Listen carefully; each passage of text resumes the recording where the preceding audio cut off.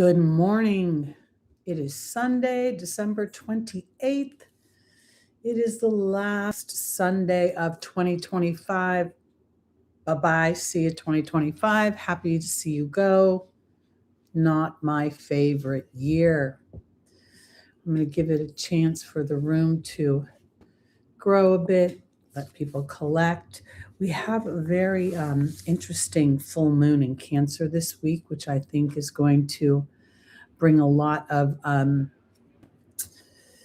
attention to the nodal structure and to our habits and to what we want. So I'm kind of stalling a little bit, letting the room grow. Hello, everybody.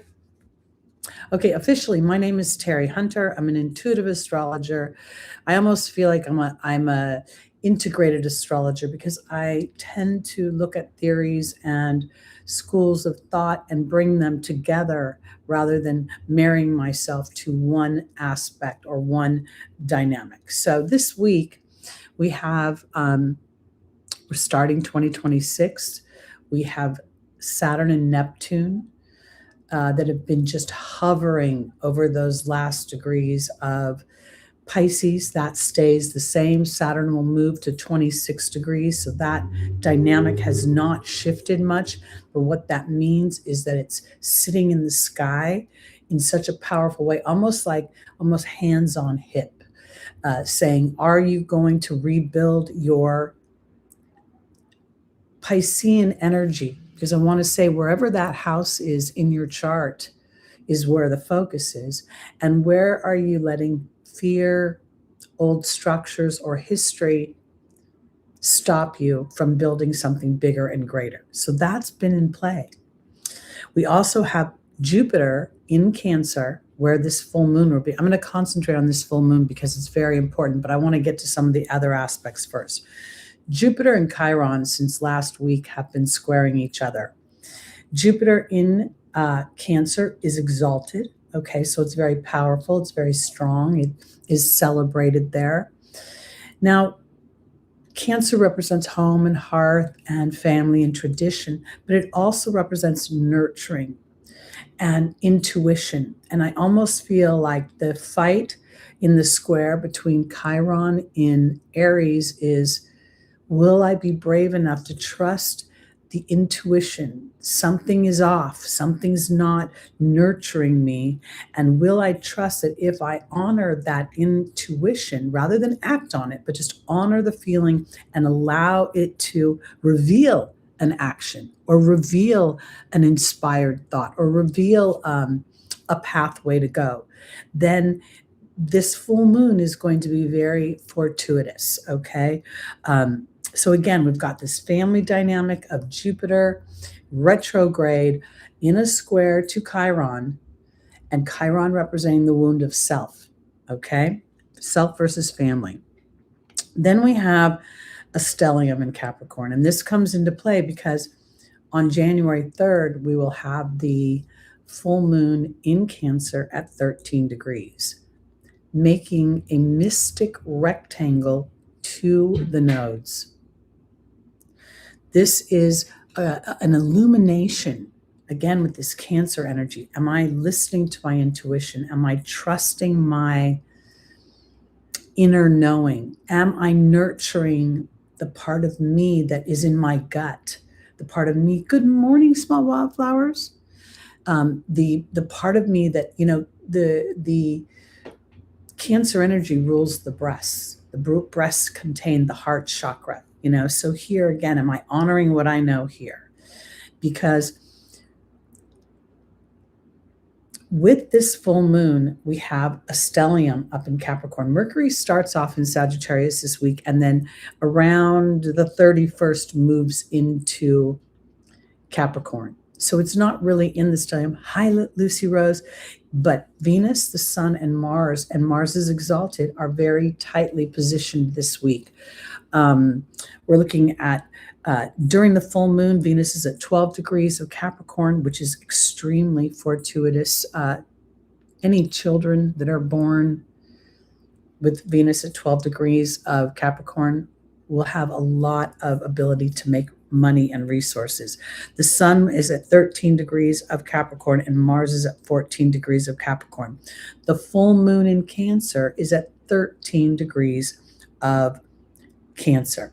So these other planets are making an aspect. Now, they're grouped together and they're sextiling the nodes. The stellium with the sun is sextiling the north node and trining the south node. And the moon in Cancer is sextiling the south node in Virgo and trining the north node in Pisces. This brings an opportunity for an amazing, not only an illumination, not only for something to become more clear, but for a cycle to end. Okay. And to me, this is further supported by what's happening, in the outer planets with Pluto in Aquarius breaking up old structures that don't work, and Pluto making aspects to Neptune and to Uranus. Those are long-term dynamics. So this is really powerful. What a mystic triangle consists of is an opposition, sextiles, and trines. Trines are harmonious aspects that offer opportunities for harmony, inner balance. And sometimes that inner balance is not about outer events changing so that I can feel inner balance. It's about an awareness that maybe understands the landscape of things a little bit better. And then the sextiles are also supportive, but sextiles require some kind of ignition, some sort of catalyst to get them to move. So I think that the idea that the sun is I wrote these down and now the sun is trining the south node. So the sun is asking or has an opportunity, where do I shine my light? Where do I build? Okay, the sun being in Capricorn, or also where do my fears hold me back from building? Where does the structure that I've known hold me back from the expansion that I feel is inside of me? The moon is trining the north node. So this is an opportunity to feel your way into that dreamy part of your life, to start to create it with I want to offer this with using more lyrical words, with allowing yourself to use words that vibrate in a harmonious manner, because every word you use is in some ways a symphony to the laws of attraction, to the universe, who is not feeling your emotion, but the vibration of what your emotion is. We're all instruments. So this is an opportunity for me, because as the sun sextiles the north node during this full moon, I get to ignite something, shining my light out into the world, trusting that the ego is not a bad thing. The ego is a tool of measurement of how deep into the human experience I am entrenched. So the more I get affected by my ego being bruised, the more I'm invested in the earthly structure that is old and is currently being retooled, recalibrated through the Neptune and Saturn conjunction. So this triangle, or I'm sorry, this rectangle, this mystic rectangle, gives us this opportunity to experience potential conflict, and this would be interior conflict.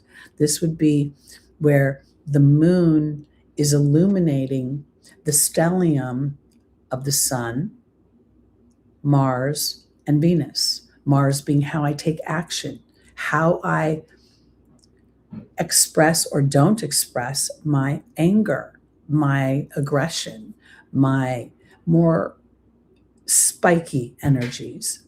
And then Venus is going to talk about my money.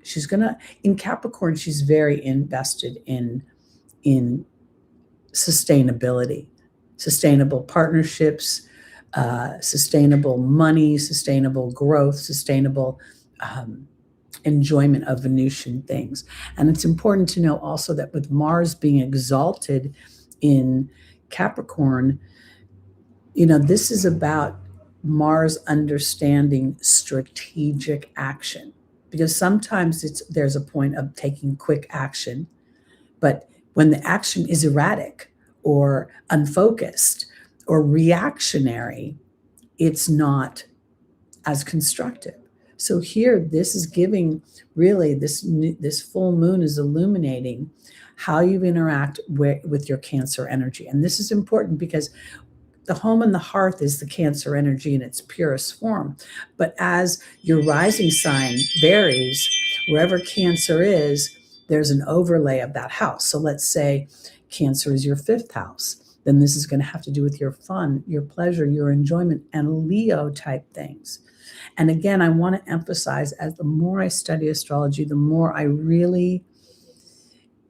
Placidus has become so much more illuminating for me, because my late degree Aries rising pushes all my Aries energy into the 12th house. It makes sense to me. And knowing that my sun is in the 6th house in fall, in the house of service and suffering, it makes perfect sense why I'm not in this lifetime designed to be famous. I guess I want to put it that way. And not that I want to be famous, but there are certain structures you'll see in the chart. So you are a Cancer moon you're a Libra rising. Okay. So if you're a Libra rising, Aries is your 7th house, which makes Cancer your 9th house? No, it has to be your 10th house. Yeah. So this will have something less to do with your career or your public vision, how people see you, your status. Good morning, Pixie. Good morning, Outer Spice.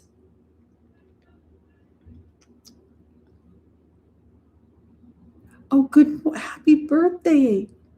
Is today your birthday? 12/12? It's 12/28. Today is one of my old boyfriend's birthdays.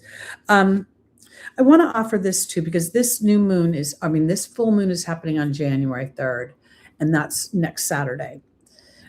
So happy birthday. It's wonderful. I love my Capricorns. Every significant relationship I've had has been with an earth sign. And my Venus is in Virgo. Oh. So Outer Spice's birthday, but Pixie noticed synchronicity. Got it. Okay. What else did I want to mention? All right. So we've got the stellium in Capricorn. Mercury is currently, from today until the 31st, Mercury is hovering around those last degrees of Sagittarius, technically in detriment, but this is also where I believe that any planet that's traversing over the galactic center has an opportunity, when you pose questions or you pose challenges to spirit and you slow your mind down enough. And I want to offer it this way. Slowing your mind down is not always the Om position. Sometimes that's counterintuitive. Sometimes it's like doing something with your hands, washing dishes, or mowing the lawn. Then spirit has an opportunity to give you an inspired idea. And having Mercury there, it even more makes sense to me that I've been moving around somehow when the inspired idea comes through. And it would be in an inconvenient time when you can't write it down.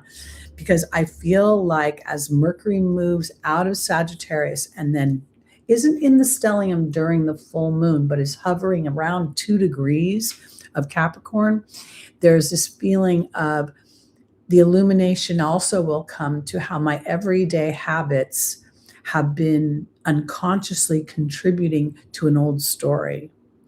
I'm a spendy gal. I tend to just buy shit, on Amazon. If I'm bored, thank God lately I put it in the cart and then I take it out of the cart. But, I've been pressing the easy button. Thank you to the guy who stole my Amazon credit card number, because in doing so, they had to shut the account down. So that also stops me from spending. But what I realized is it's a boredom thing. Is it things that I want, or they're things that I collect because someday somebody may see it and think it's cool, or I'm starting to wonder deeper about my motivations for the actions I take. And I bring this up because that's part of this illumination. It's part of how do I nurture myself? And apparently, I nurture part of myself by shopping on Amazon. But is this nurturing myself for the long term, sustaining what I may need in the long term as I'm a mature woman who doesn't maybe need all the nonsense I buy? So I think this is all very important for this week. I think that Mars in Capricorn is giving me an opportunity to make a strategic plan for moving my story forward, to be able to take care of myself, but also realize where in what on the surface level of what may be taking care of myself is really a hole somewhere in my heart that I'm trying to fill with a substance. And I don't mean like alcohol or drugs. I mean shopping or food or alcohol or drugs or any masking energy. I guess what I think this full moon is really bringing up for us and is bringing into our awareness is what is most important. What do I want most to feel? Well, thank God for you get to be hesitant about buying things online. Unfortunately, I am not hesitant about it. And maybe I should be because, I think wherever the hackers are, it was a Best Buy purchase. And, clearly the credit card sees this woman has no life. She only does four things. She shops here, here, here, and here. So, that was the good news for me. But then I read a thing online where somebody last year decided they would only buy themselves one thing a month, and they ended up saving a lot of money. So that's where I'm going for myself this year, is to start to think of, am I nurturing myself for the long-term happiness, or am I nurturing myself for what just feels good in the moment?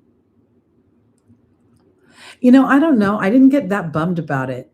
I didn't really worry about it much. It felt kind of isolated in the sense of it was just a Best Buy purchase. Somebody must have been trying to buy a TV or something. It was like $700-800. The credit card shut it down. Best Buy shut it down. So I felt like the systems were pretty much in play. So that was pretty cool there. So it didn't get up my grill at all. And I hope y'all had a nice Christmas. We didn't do much. It was raining crazy here, and poor Lulu, even when I take her out, she won't go to the bathroom. She'll hold it, man. She'll hold it and hold it and hold it. She waited till the rain was gone. It made me worry a little bit. I'm like, girl, you gotta go. Oh, one other thing I want to mention about this this full moon is that because it's attached to the nodes, there are karmic reckonings offered to us, meaning this, okay? A reckoning is not something changing or stopping or no longer being in my awareness. It's me understanding the nature of it. And in the nature of it, am I going to continue to allow it to affect me? And this is where that sun dynamic comes in, because the ego can be very much affected by being ignored or being shut down or being dismissed. So I do think that, with the South Node in Virgo, there's that high level of criticism. This is in the most challenging. There's that perfectionism. And sometimes the criticism may feel like it comes from the outside, but then it triggers an inner criticism that goes a little bit woo-woo. And sometimes because that North Node in Pisces is so translucent, so hard to hold on to, it's like it can feel very imaginary, like that North Node, it can never happen. And the South Node will absolutely say, yeah, you're right, it can. You're crazy. You're nuts. That's what Pisces is nuts, right? Not Pisces is nuts, but it holds within that home, it holds mental illness. So our job during this full moon is to really discern what is madness and what is connection to the divine. Because those that only want to, sorry, girl, only want to be able to touch, feel, and taste and hear something, they're going to miss out in the new age. So And a lot of that may come from, old stories from family or relationships connected to your home. I know. Okay, are we ready to start with our birthday people? Let's see. We'll start with our Capricorns, of course. Rising, moon, sun, and stelliums. I also want to mention this while I'm shuffling. This full moon is at 13 degrees of Cancer. This happens to be 2 degrees conjunct my MC and IC, or my midheaven and my IC axis. Look at your charts. And you may have no planets in Cancer. I don't have any planets in Cancer, which may be why I don't have any family. But it could be affecting other areas. So you don't want to just look at, oh, no planets doesn't affect me. It could be making an aspect to a planet, so check that. Meaning when I say make an aspect, let's say you have, a planet at 13 degrees of Virgo. It's making an aspect to 13 degrees. It's making an aspect to the moon. It's making an aspect to the full moon. So look and see what you have. If you have anything in the water signs, if you have anything in the earth signs, there'll be more harmonious aspects. And if you have anything in the cardinals or in the air, it'll be a little more challenging. So having Venus at 13 degrees of Aries is squaring this moon. So and right on, it's squaring it dead on. So this could be a bit of an illumination, but it's tense about how you assert yourself in your Venusian energies, partnerships, money, your attachment to things, resources, and that individuality that Aries has. And remember that Mars is an aspect as well. So you've got the ruler of Aries in aspect to the moon, to the sun, and it's making aspects to that 13 degree Aries as well.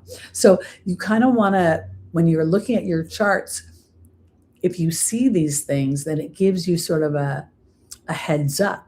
Okay, the potential of me feeling like a bit of tension between me and what is expected of me, what has traditionally been required, where I've been responsible. Again, we're looking at this Cancer Capricorn axis, and it is in aspect to Pisces and Virgo. Okay. All right, let me get on. Yes, small wildflowers, how are you feeling? Did you have a nice Christmas? Did you spend it with your little grand angels? Look.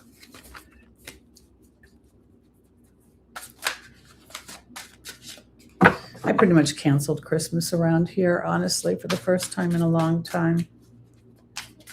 I'm very ready to see 2025. And honestly, I'm not so sure about 2026 in the beginning either, but I'm hoping it.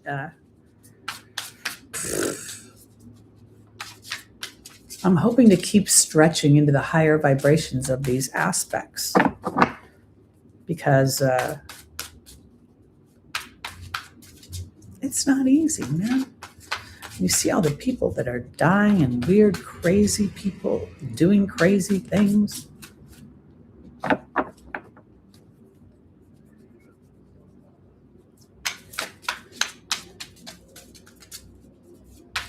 I don't even, I don't know why, but Rob Reiner's murder, it's just like, I think about it so much. I don't know. No idea why. I haven't watched the guy or any of his movies in forever. I think it has more to do with the child thing, and like, I kind of in my weird mind think to myself, what if they got in an argument, they're all fighting and screaming, and your kid comes after you and you're torn between defending yourself. I don't want to hurt my kid, but my kid's coming at me full force. What do? I think I would have been afraid to hurt my kid.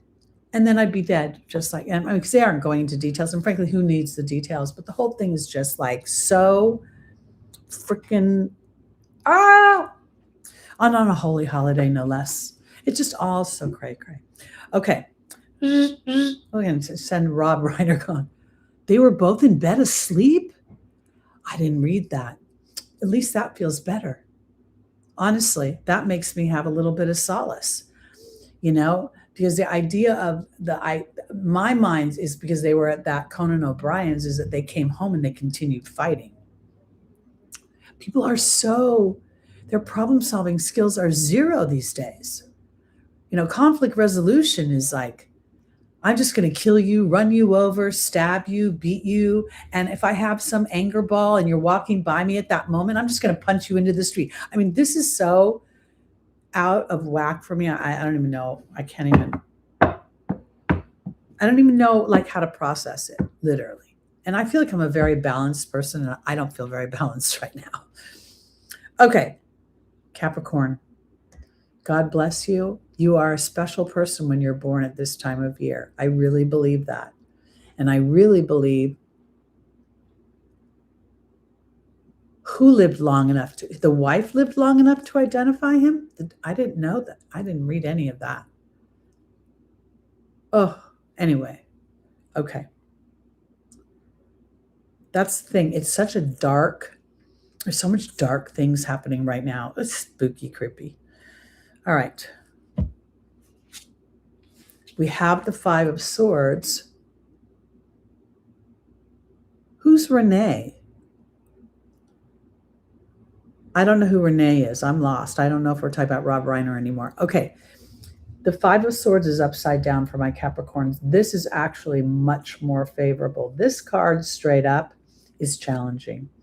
It's a card you can see all the swords are stabbing in the middle of the heart.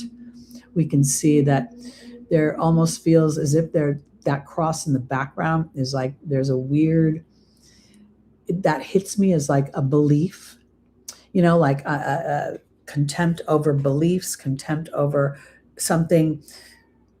I want to offer it this way. Capricorns are responsible. Capricorns are dutiful. Capricorns are known to operate on someone else's agenda first, and then I'll worry about me later. Now, this is coming up upside down. Capricorns have been going through a metamorphosis as Pluto has deconstructed your sense of self. Okay? Now it's coming into your second house or potentially your first house still, of Aquarius. And it is demanding truth. It is pushing the toxicity out, no matter where it is, no matter what corner it's in, okay? Now, with this Five of Swords reversed, this is like the contempt that others may have, how others may be responding to is softening. There, whatever adjustments you have made to yourself, whatever evolution you have allowed, now is time to start to believe that we can work cooperatively together. We can feel less push-pull. The challenge with kind of the Virgo and the Capricorn energy specifically is that if there's a big concentration of that energy, the human displays and gets a sense of satisfaction from building and being responsible and getting that pat on the back. But then when they start to realize that they have sacrificed too much of themselves, here's our full moon in Cancer, and starts to claim their energy back, the other party starts to be like, wait a minute, what about what I need? And that's where, this is where Spirit is saying, this is softened now. You don't need to be as concerned about how other people or how situations will feel contemptuous if you claim yourself. So let's take this further and go into our angels. Yes, I totally agree that since the lockdown, people have been feral animals, and I don't understand it. You'd think it would be the opposite. I always feel like people, I don't know.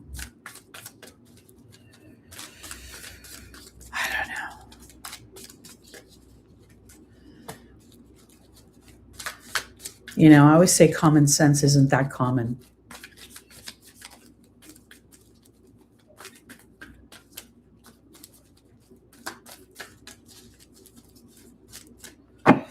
All right, our first angel for our Capricorn risings is Desiree. which is about conditions. The next is Bridget, but she's reversed. And then we have, come here, little angel, Archangel Raphael offering healing. And then we have Serena.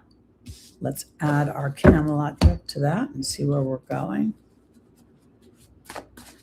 Common sense, common courtesy, just even people, it's like they have righteous indignation about their grumpiness and their meanness. I literally, after Lucky died, I had this woman shoot at me and say to me, I've had 2 dogs die. Like, I didn't have a right to be sad or to want compassion from that person as a friend. And I realized in that moment that Aquarius moon wasn't working for me. So I deleted all contact information and just let it go. And I'm not one to let it go, but I'm one to let that, I don't like nasty people. I'm sorry. Especially when they're nasty for no reason. So my dog's passing was a very illuminating and purging, surprisingly purging experience. Okay, Desiree is being joined by the Wealth card. Bridget is upside down, and she's being joined by the Perception card upside down. Archangel Raphael is here, and the Baird is upside down joining him. And then we have the Communications card joining Serena. Okay, for my Capricorns, I want to say this. Desiree talks about conditions not being favorable, and then we have the Harmonious Wealth card. This, to me, is the potential square between Chiron and Jupiter, and then the full moon, illuminating something. There is something about what Capricorn wants, about feeling harmonious, feeling a sense of flow, feeling a sense of, it's okay for me to evolve and for me to still be in relation to this situation, this person, or this experience. But now I have I'm trying to exercise a new perception about it. But here, it's like sometimes the Capricorn just the earth signs, they want to see it to believe it. Now this, in order for you to believe it, it's focus. Okay. It's going back to here and not worrying as much about whether other people, other situations, this is an others card. Okay. Meaning other people, other dynamics are involved and they create tension. The 5 of Swords is a fight with somebody and then winning the fight, but there's contention, there is contempt, there is not a true win. Now the 5 of Swords is reversed. But at the same time, here's Bridget saying to look deeper, and then the Perception card is upside down. So this leads me to believe that the other party is, we know as astrologers that fixed signs don't shift easily. I'm a fixed moon. I don't shift easily. I've got my Mercury in Scorpio. Those planets in those fixed signs make me somewhat fixed in certain areas. So here, this is Capricorn's job sort of to recognize that some people don't look deeply into a situation and some people's perception will not shift, especially if it's about you. And you've been serving them in some way. Because now Archangel Raphael is offering a healing, and that healing feels a lot like an illumination. We see the light above his head. Make sure this is up all the way, yeah. And then the Baird is upside down. So this to me is this is a history card here. It rules history, it rules storytelling. And with it being upside down, this again feels like in my family, no matter how much I shift, no matter how many things I try to achieve and do achieve, I never get any recognition. But boy, if I do something wrong or if I try something and I fail, they will harp on it. They will passive aggressively weave it into a conversation or a situation. And I say this because this is really not about me. This is about how Capricorn is perceiving other people and your shift. And I think you can feel better about yourself and a sense of serenity and abundance when you start to recognize other people's communication, how other people don't shift. And even though you may have felt for a long time, you were looking like, I look that way with you, I look that way with you, and now you're like this. And you see a little, you can see that, and you can see this, but you're focused over here. This is a big metaphor. I think it will not be as harsh for you. It'll be easier for you to step back from fear, from responsibility that's out of balance, from fear of loss that's out of balance. So your serenity comes in allowing yourself the growth. Okay, Serena's arms are open in surrender. And I also think that this is a little mercurial. Communications also would represent Mercury. So this could be as you surrender to other people's communication. You don't try to fix them. You don't try to repair it. You don't try to do anything. You just sit in your own truth and hold on to it. Oh my God, losing Lucky was very, very hard, but getting Lulu, I almost feel guilty about how much, although she bugged me this morning on our walk. She was like, the minute we got out of the house, there was a crow walking on the ground, and it started our walk off with her flying. She loves to jump and leap towards birds. And then she didn't stop for the whole walk. And I was being drugged down the street. And I have like some weird ankle thing going on. I'm pretty sure it's from the crap I've been eating. So I started my New Year's cleanse early, and it's already started to help my body feel better. All right, on to our Aquarius, rising moon, sun, and stelliums. I can't even tell you how much I love this dog so differently than I love Lucky. I love her with so much peace. I can't explain it. This morning, she was so cute. She curled up in a ball next to me, and it was like 42 degrees. So I took the over blanket and I put it over her, and her little head was hanging out. And she's just such a sweet cuddler. Okay. I really do. I mean, it's just, I feel like she's easier than Lucky for me in some way. Maybe it's first dog mom jitters, and now, I feel a little more comfortable. I know what to do.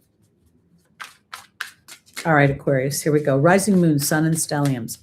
And let me tell you this, if you're a late degree anything, look at the next sign, because I know I'm a 26 degree Aries rising, and I'm very Taurian.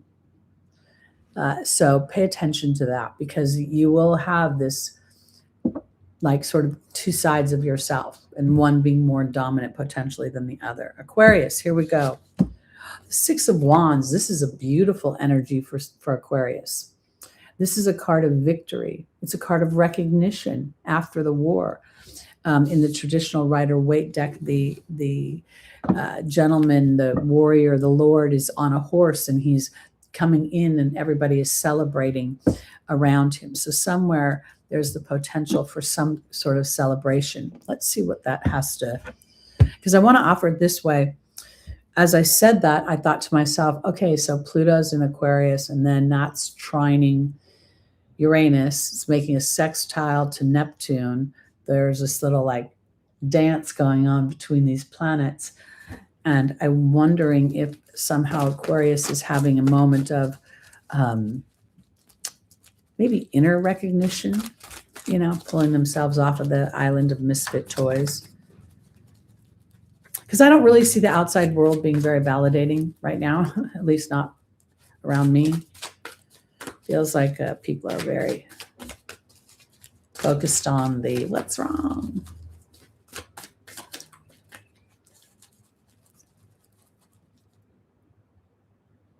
I want to offer this small wildflowers. You have to be very gentle with yourself, because your body is under, extreme duress with everything that it's going through. And I've done the same thing where, because I have Neptune over on my south node, and the other day I looked right at Anson, and I could not remember his name to save my life.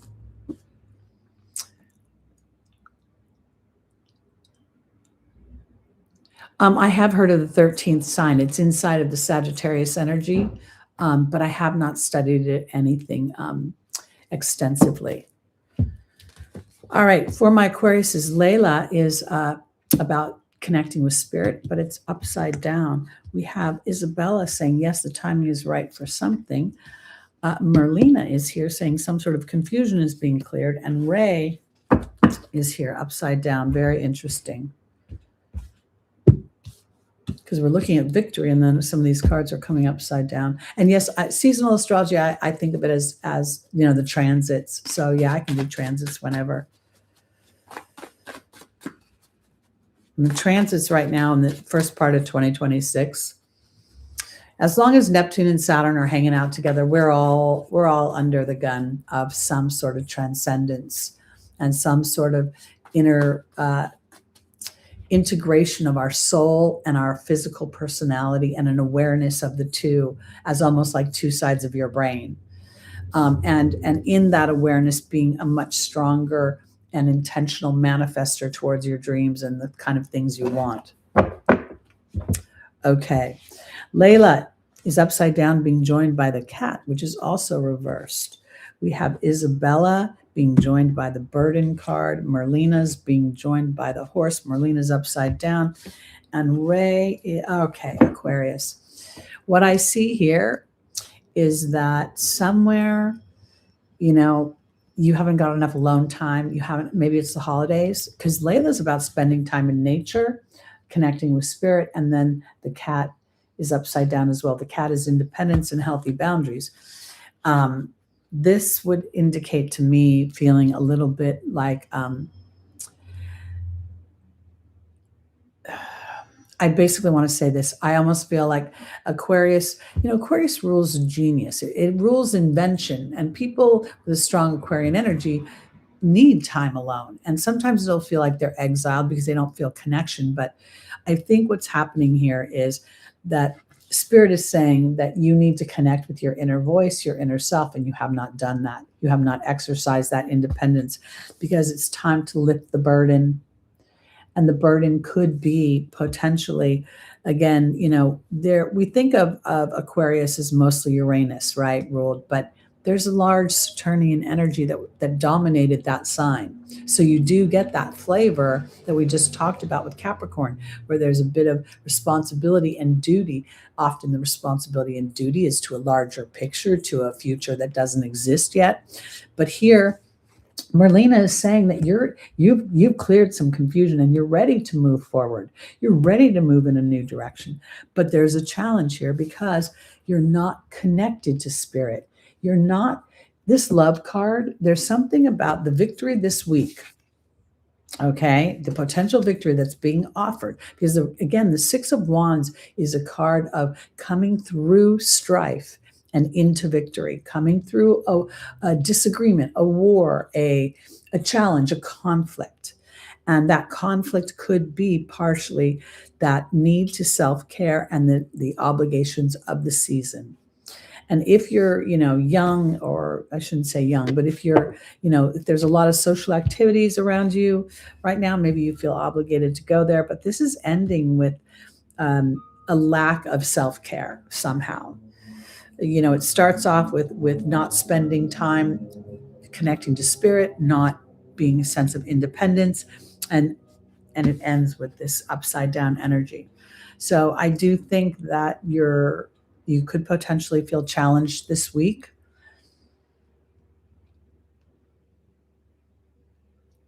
I'm going to do one more card. I'm going to do a Camelot deck. Okay. This is what I think. For my Aquarians, I almost feel like in order for this Six of Wands to truly feel the victory that it offers, I got to leave whoever is sitting, in there, whatever their story is, just leave them there. Just leave them there in their story and move towards my story and reconnect with my bigger intention and what I want in life. Hey, J-Dog. This feels like, sometimes when you're in a room, I've had experiences where everything was calm on the outside, and someone did something that rang like a freaking tsunami in my head. And from that moment, I changed. I changed my viewpoint of them. I changed how I felt about them, and I was able to disconnect from them. And that might be something that's happening here. You may have an illumination of something. In order to be victorious, to move towards my future, I need to spend more time doing me than I do that. Remember, this full moon is in Cancer.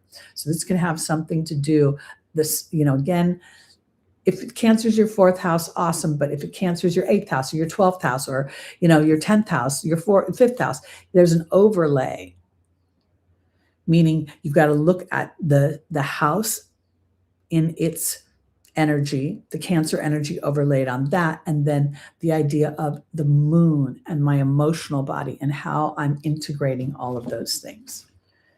Because that's a little bit of what the challenge with Aquarius is. It's not known to be that emotional. I mean, it can be angry, but soft and mushy is not really in the ABCs. Now, everybody has a different chart and there's different influences. So I'm not saying that Aquarius, by nature, everyone who has Aquarius energy is not emotional. What I'm saying is that they tend to see the future, the vision of what's possible versus the smallness of the moment. Okay. 7 and 13 is interesting. It reduces the number 7 is, there's a couple ways to look at that. There's a Libra energy attached to it. There's a Neptunian energy attached to it. The 13 I would probably reduce to a 4.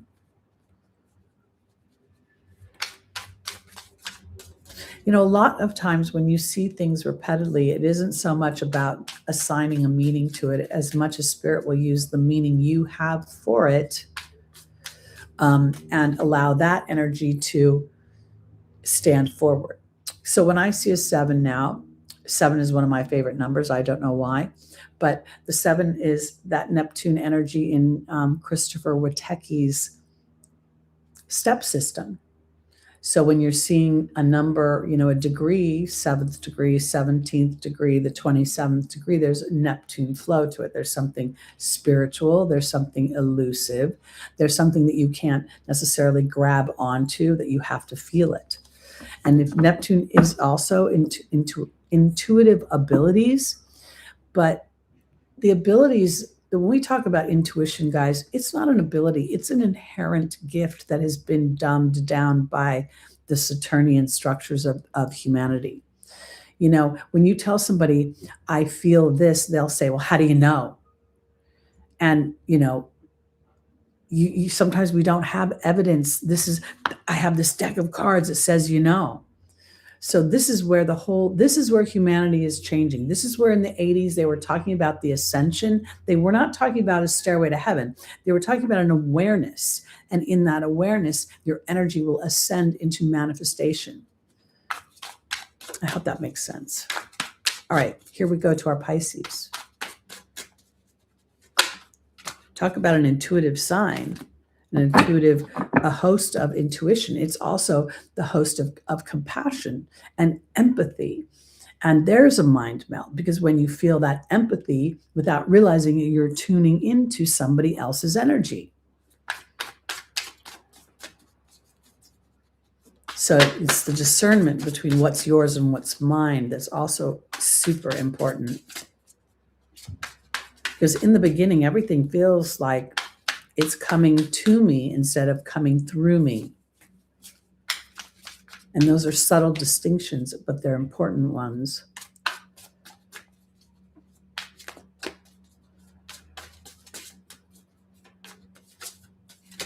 All right, Miss Pisces, let's see where we're going.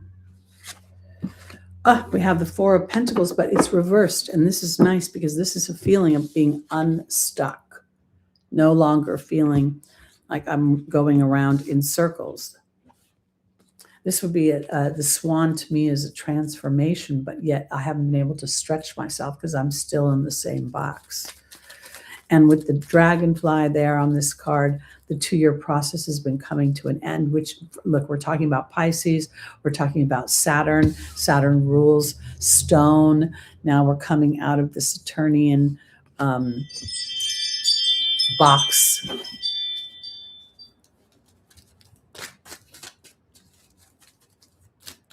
Again, process, because this is an illumination, okay? So Pisces 1st house makes Aquarius your 12th house. And that Aquarius energy Pluto is breaking up something when it comes to your soul's toxic energies. And then when we think about, okay, so Pisces, that makes Virgo. I got to go up and down the whole darn wheel. Cancer, someone help me. I don't know why I can't think when I'm on this show. It seems so obvious to me when I'm not working. See, this is the brain clouds I have. Okay, Pisces, Virgo, Leo. I'm looking for Cancer. So this is in your fourth. It can't be the fourth house. It has to be Pisces first house, Aries second house. It's the fifth house. I had to think about that. Pisces, Aries, Taurus, Gemini. Okay. Illumination into your creativity. I tell her that a lot, MK. I tried to tell her that a lot. I hope she,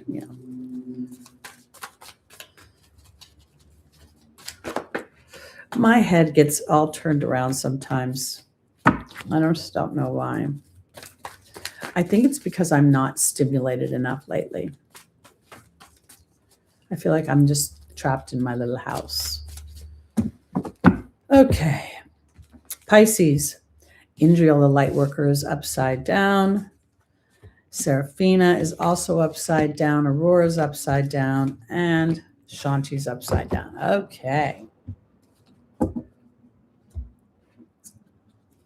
I know that I've got some very hard transits. I've got, Chiron opposing my moon. And as it, moves forward in Aries, it's going to oppose my Mars and sit on my ascendant. I have Neptune and Saturn on my south node. I'm so exhausted. Honestly, I'm so exhausted. Thank God Lulu showed up. At least she gives me something to get up in the morning for. Oh, I don't. I got to admit it. I don't feel myself. I don't feel my passion the same way. I feel just like every day I'm waiting for it to get dark and go to bed. I don't know about where you are in the world, but here we're in the shortest days of the year. Okay. Indriel's being joined by the serpent, which is upside down. Again, we're on the sign of Pisces. Seraphina's being joined by the raven. Aurora's being joined by the partnership card. They're both upside down. And Shanti's being joined by the eagle. Okay, so there's clarity coming for you, my Pisces. I definitely think you're going to get a little unstuck in this next period of time. I think there'll be some sort of illumination that shows up, or a willingness to. When I say stuck, I almost feel like sometimes that stuckness is not like you're not aware that you're, kind of swimming around in a circle, okay, with somebody or a situation, but your empathy for them and your compassion for their problem is actually screwing you over. And that's what I think is happening here, okay? We do kind of choose to be stuck, and then we also are walking through storms that help us feel more stuck. And this is a little bit of not connection to my light and not allowing the knowledge through, Sometimes when I use metaphors, they're not the current chapter of my life, but they are good metaphors. Oftentimes when a woman has been in a relationship and she knows that relationship is not going to work out, she will never come see someone like me. She will talk like everything's fine. She will try to pretend, but deep down inside, she'll know because something is going on. And I think Pisces is aware of something. Something is no longer, it's time to no longer be stuck in that same circle, that same little box, because the raven is saying that synchronistic events are bringing up and illuminating what is not bringing happiness, what is not. Pisces, you could be very ready to make a change. And this could, again, be an internal change, not necessarily an external change. Why didn't I think? Now in my mind, I can absolutely see Cancer as the 5th house and Scorpio as the 9th house. I don't know why I couldn't see that a second ago, but blip, there it is. Wait, Scorpio? Now I've confused myself. Damn it. Hold on. I'm so pissed at myself.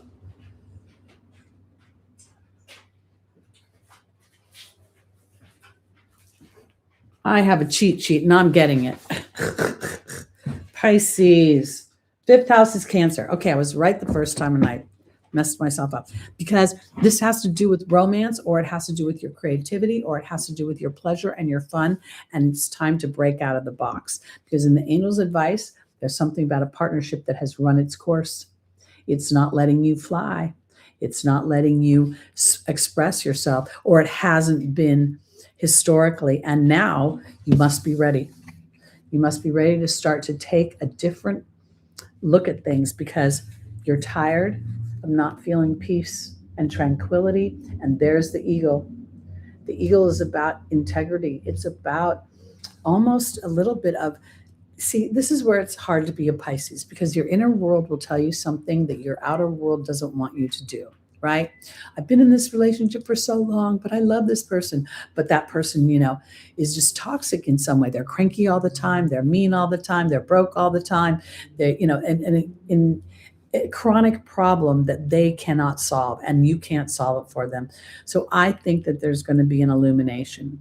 And I want to offer this too, because as I looked at the knowledge and healing card, if for some reason Pisces is not taking care of yourself, you're not eating well. This time of year, it's super easy to eat tons of sweets and, all the other things that are presented to us. But be mindful of that, because part of that taking care of yourself will make whatever choices become obvious to you easier to deal with.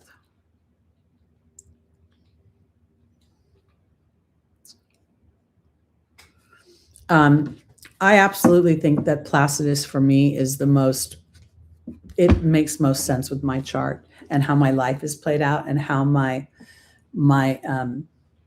attitudes and how I present. I am a mostly Taurus first house with my moon there. So I'm absolutely attached to my emotions. You can read everything. People used to say, we can see how you feel on your face. If you know astrology, what does the first house rule the head? Thereby the face. My seventh house should be Libra, but in whole sign, but it's not. It's Scorpio. My relationships have been scorpionic. They have been toxic. They have been transformative. They have been, in many ways, very traumatic. My Mercury is in Scorpio. So I know intuitively what would be happening in those relationships, and yet the sun in the sixth house never gets acknowledged. I totally think my chart makes perfect sense when I look at it now. So now what do I do with this? How do I, because what I've been praying for is the higher vibrations of the transits that I'm going through. To have Chiron on my ascendant and opposing my sun and my Mars, and just having Pluto squaring it a minute ago was really hard. This is the thing to me. The 13th sign in astrology is so weirdly, randomly shoved into that Sagittarius energy. I would need to look into it a lot more, because there's so much power in the Sagittarian energy, between the galactic center and the great attractor, and the idea of Sagittarius in the first place and what it represents. So I would have to play with that a little bit and see how that works out. All right, let's go on to our Aries, rising moon, sun, and stelliums. I'm gonna have my cheat sheet book out here anymore, so I don't have to think. That's, this is what I want to say too. Back in the olden days, you had to do a lot more with your brain than you have to do now. You don't even have to do it. You can just ask Chat GPT everything. You don't have to do anything. And that could be why none of us are remembering anything anymore.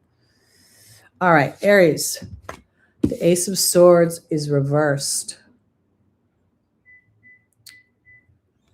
Okay, this is interesting, because the Ace of Swords, for an Aries, you rule swords, right? And here is the Ace of Thought, new thoughts, but it's upside down. So let's see where we're going. Because there's part of me that's almost like, when I see things reversed, gosh, my hairs are all just, I'm shedding. Look at the way this sword pierces through this crown of stars. I wonder if there isn't a little bit of a challenge going on here because it may not be a good idea. Oh, and then I look at the handle of the sword and look at it looks like 2 crescent moons in the handle. I'm wondering if this isn't something where Aries is being tasked a little bit to be less in their head and more in their emotional body or their intuitive body. Thank you, Teri. All right, here we go. Again, as an Aries rising, Mars is the ruling planet. Mars is in Capricorn now, and Mars is part of a stellium. That stellium is the Sun, Venus, and Mars. That's really powerful because what it's talking about is my self-worth with Venus. It's talking about my partnerships. It's talking about my resources, my confidence, and my family history as it relates to Venus ruling Taurus. We have Mars exalted, okay, where Mars is not as big a hothead. Mars is more of a seasoned warrior, a seasoned, hero. And here, Mars is being more of a strategic planner. So I think that this potentially could be where it's not about that there's no new ideas. It's about maybe potentially Aries understanding that the first thought isn't the way to jump out and to maybe hold back for an inspiration. Let's see where we're going. Our first angel is Bethany. The second is Patience. Bethany is about taking care of yourself. Patience is about learning, studying, and observing. We have Isabella, she's upside down. And then we have Indriel, the light worker, and she's upside down.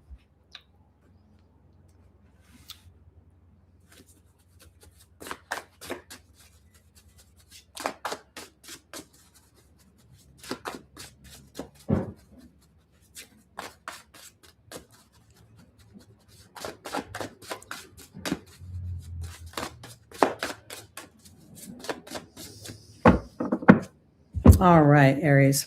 Bethany's being joined by the love card. Patience is being joined by the letting go card, but it's reversed. Isabella's being joined by the owl. Isabella's reversed, and Indriel's being joined by Merlin. All right, so this is absolutely not a time to take action on anything. This is about a week of self-care. And I want to offer this because as an Aries rising, we're looking at, the traditional wheel. We're looking at this full moon being in the sign of Cancer and the stellium being up there in that 10th house, potentially 9th house. Because I want to offer it this way. When I look at this,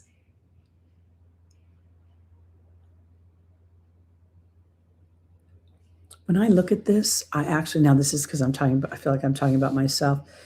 Self-care and love card. I have often said to somebody that, I'm a fiery girl. I will take on an argument. I will step up and I'll stand up for myself and my mouth will just, but I wouldn't change that. Do people think sometimes I'm yelling at them or I'm aggressive or this? Yeah, but I would rather be a strong presence than a meek presence. And I think that's part of what's going on here is that loving thyself is to love the Aries energy for all the facets for that which it is. Because I think what Spirit's trying to say is have the patience, which only Mars in Capricorn really can do, and to really not let go of something, but to look and redefine it. Because here's the owl saying to cut through deception and wisdom. And while the timing is upside down here, this is, I think the reason it's upside down is because this isn't about positive expectations. It's about defining the self. It's about loving yourself for all the nooks and crannies. Everybody has a frickin' opinion, okay? And sometimes I think, oh, it must be so great to be out, be famous and have a lot of money and not ever have to worry about money, be an influencer, whatever. But you know what? That's a double-edged sword. It comes with a lot of other people's chiming in about who you are, what you look like, whether you're fat, whether you're old, whether you're skinny. And I feel like this would have more to do with the hotness of the Aries, the potential anger, the potential warrior side of it. Because when I go into the final position, the light worker and Merlin, this is about other people. This isn't about shining your light for other people. This isn't about magic right now. It's about standing in love for yourself for all the things that you are. Because this would be a lack of justice. This would be a lack of people seeing your light. So, this is what I want to offer because in my family, people are such liars. I got a drunk driving ticket in the 80s and they announced it all over the family newspaper. Okay. Teresa's a loser. But when my brother in law got a drunk driving ticket, you weren't allowed to talk about it. You weren't allowed to bring it up. Years later, they hid it from their children. Their children are in their 30s and they still don't know that daddy was arrested and they protected his image. But me, they threw under the bus. Them, okay? Because I am not a liar and I don't have to pretend not to be something I am. This is what it feels like for Aries. People could potentially, you have to look at the audience and see if you really care about their opinion and redefine yourself, okay? My family is such a freaking, I literally put the devil, after my last, this is so mean of me. I know they never watch my channel, so I don't care about talking about them. I literally changed my sister's name in my book. I just put the devil icon. And I'm thinking about putting for my stepmother Benedict Arnold instead of her real name because she's freaking such a freaking traitor. She's so oh my narcissistic mother doesn't even, she's blocked altogether. So yeah, and I didn't do it out of anger. I did it because it made me laugh. So I do think sometimes it really depends on the vibration of how you do it. But yeah, no, my sister's absolutely, she's gonna have a shitty ass life review. I'm pretty sure mine's not going to be the easiest, but it won't be as hard as hers. Okay. Did I run up too much? Let's go to our Tauruses, rising moon, sun, and stelliums. As 7, wait, what is that? As 7, like, does that have to do with some sort of like weird like military movie or something? What, I don't know what 7 means. Yeah, Benedict Arnold. Yeah, exactly. I didn't know for a while that you could put emojis in as a contact.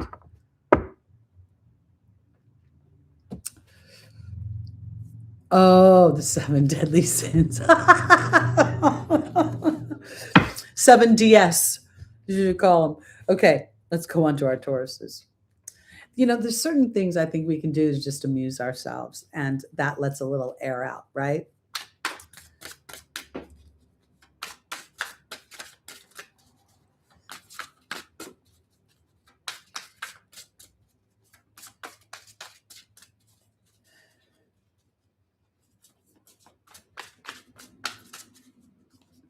Exactly.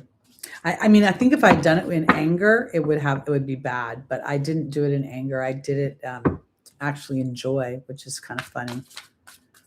I didn't know you could either.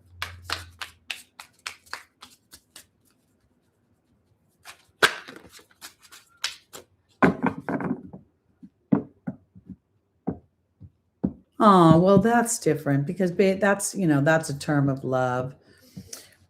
Because you don't want to put baby girl, grown old lady. Now, what does that say about me? Put my contact as crone hunter. Okay, sorry. Taurus, the justice card, but it's upside down. This week, I think this full moon is going to illuminate some stuff. Now, mind you, again, it's in a very rare, it's called a mystic rectangle, and it's where there's the opposition between the sun and the moon, but this rectangle is in aspect to the nodes. And that's why I think it's so important, because it could illuminate things that are unpleasant, but that unpleasantness or awareness of something being fixed, they're never going to change. It's not going to happen in this lifetime. That can let you off the hook. I would put an eggplant and face. That's what I would put. An eggplant and face. That would be my new, if I Although I always wondered why the eggplant was so was the emoji, because an eggplant is purple, and that doesn't sound good for the wearer of the eggplant. Anyway, let's continue on before this broadcast gets too. All right, Taurus, Archangel Gabriel is here. Serena is here. Patience is here. And Akasha is here.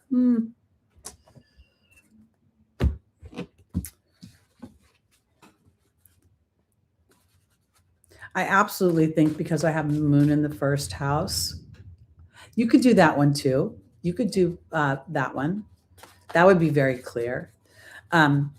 Because I'm mostly a Taurus first house with my moon there, my dad used to always, you can't let anything go. You can't let anything go. Well, that makes perfect sense, because my identity is attached to my emotional body and how I was raised, the moon. So really, this feels like Taurus, something's, because with the Justice card upside down, that would indicate a lack of balance. Archangel Gabriel is about communication, it is being joined by the Goblin, the Ego card. Serena's being joined by the Lady of the Lake, but she's upside down. The Lady of the Lake is about truth and honoring that truth. Patience is here, but it's being joined with the Grail Knight, and clearly there's a lack of honoring. Again, the Grail Knight is Lancelot. And then the final card is Akasha and the Frog. Okay. I can't, my Taurus moon in the first house can't let anything go, but I can integrate it.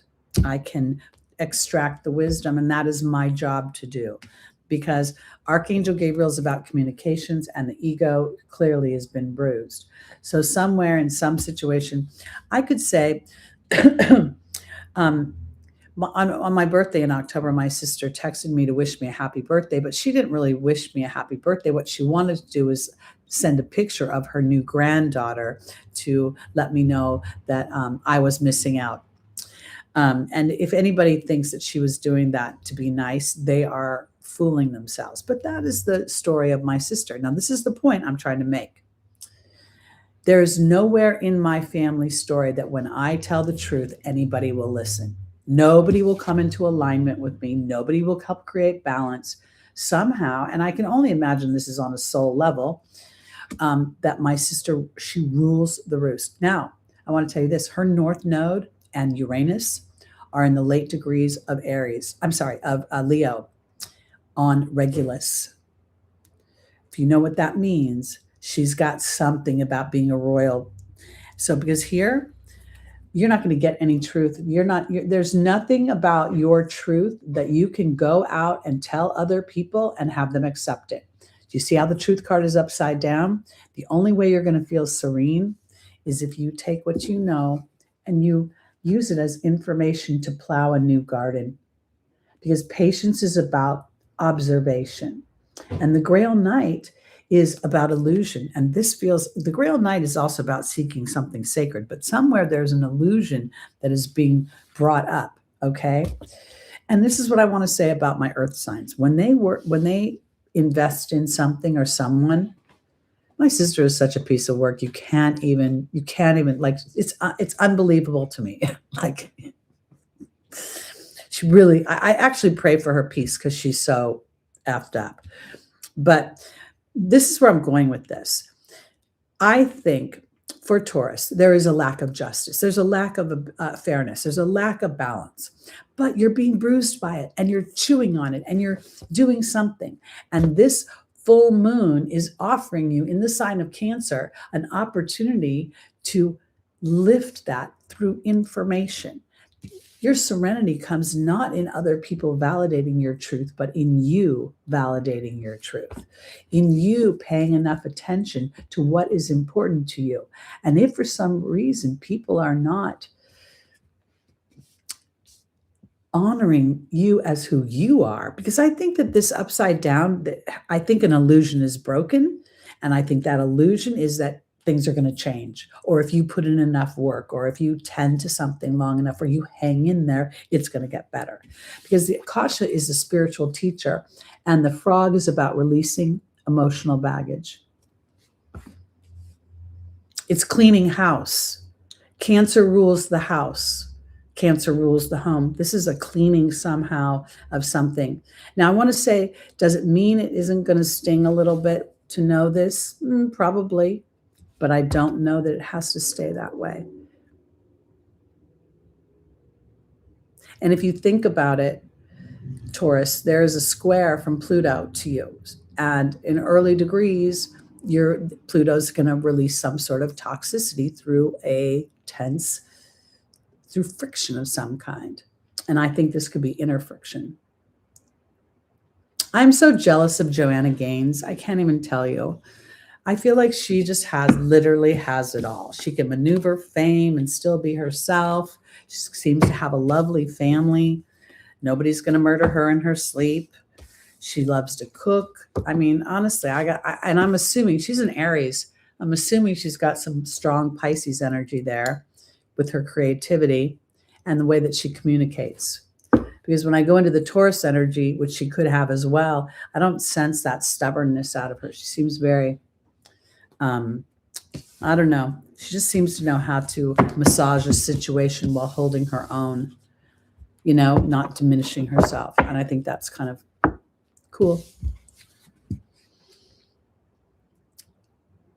My sister has only sent me one picture because the baby was born in June, late June, and I told her the baby would be born. Apparently my niece had fertility issues, which I'm not sure I buy into all that. I think the medical community, loves to tell everybody they have issues. And I said to her last October that Haley would have a baby while Jupiter was in Cancer. And she did. So she was saying, "You're right." But she doesn't like me to be right. When my dad died, it was like a get out of jail free card. Honestly, I didn't have to worry about, jumping in. And my stepmother became such a political chess player. The minute my dad died, she was starting to move the pieces around. And she did, this is my stepmother did one night. My aunt, before she died, she had a home in Hawaii, and they had just purchased it. So she was on FaceTime with me, and she was giving me a walking tour of her house. And then they thought they hung up, and my stepmother said to my aunt, "Boy, that girl can talk a lot." Now, we know I can talk a lot. That's not unknown. But in this particular situation, I was not talking. I was complimenting her on the various decor of the rooms. It's just anytime she could throw me under the bus, these people did. And they're all churchgoers. God bless them little asses. They all go to church and praise Jesus every Sunday.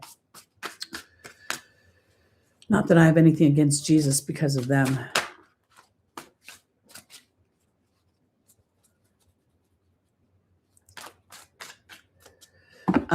Yeah, she was, I think it was June 20th was the day. I'm not sure. It could have been June 21st, but I'm pretty sure it was June 20th. All right, on to our Geminis.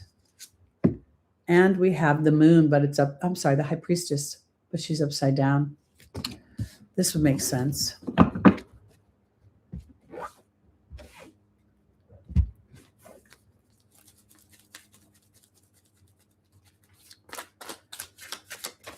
Whoa. My sister doesn't really mess with me. She,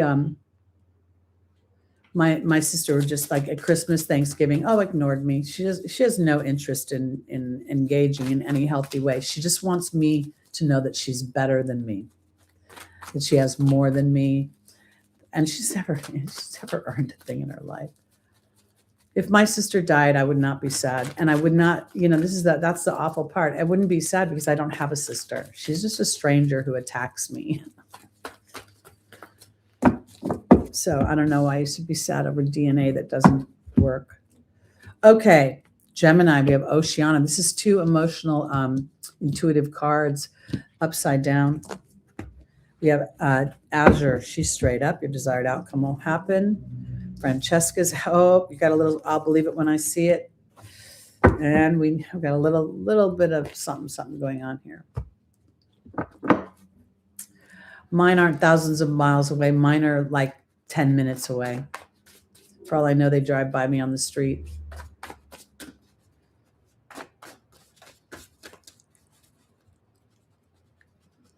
No, I don't miss them at all. I mean, even when I'm home by myself on a holiday, I don't miss them as a family. The thought of hanging out with them literally makes me sick. But do I wish there were, because it's so nice to see families that actually support each other. I don't expect a family not to have any arguments, but the backbiting and the social political climb is ridiculous. Okay. We're on Gemini, by the way. Oceana and the Joy card are upside down. Azure and the Ego card are both straight up. Francesca and the High Priestess, you got it twice. Your intuition is way off, Gemini. You are not connected right now to your intuition. Okay. The High Priestess is really a card of basically it's a law of attraction card. It's very moon related. It is upside down here. So there's lack of balance because this is where, unfortunately, the Gemini mind can go back and forth. Now, let's think about the idea of the ruling planet being Mercury. Mercury's in the last degrees of Sagittarius, where it is in detriment. But it's also hovering over the galactic center. So here, I want to offer this because this is upside down. The Joy card is upside down, and the emotional card is upside down. This would be a lack of joy and a lack of self-care. Azure is saying your desired outcome will happen. And here's that Ego card. And this is where I think we're edging God out, because Francesca is asking you what you're visualizing. But this upside down would be you're not visualizing anything good. Your mind is very much in logical process or in, information that's been given to you. It's very earthy right now, but it's earthy confused, because Mystique is saying don't charge ahead. This is a time to focus. And I kind of want to offer it this way. The focus is not on the activity. It's not on your mind. It's actually on the High Priestess's energy. Where is my discernment? Where is my interior vision? Where is the version of me that lives from the soul's point of view?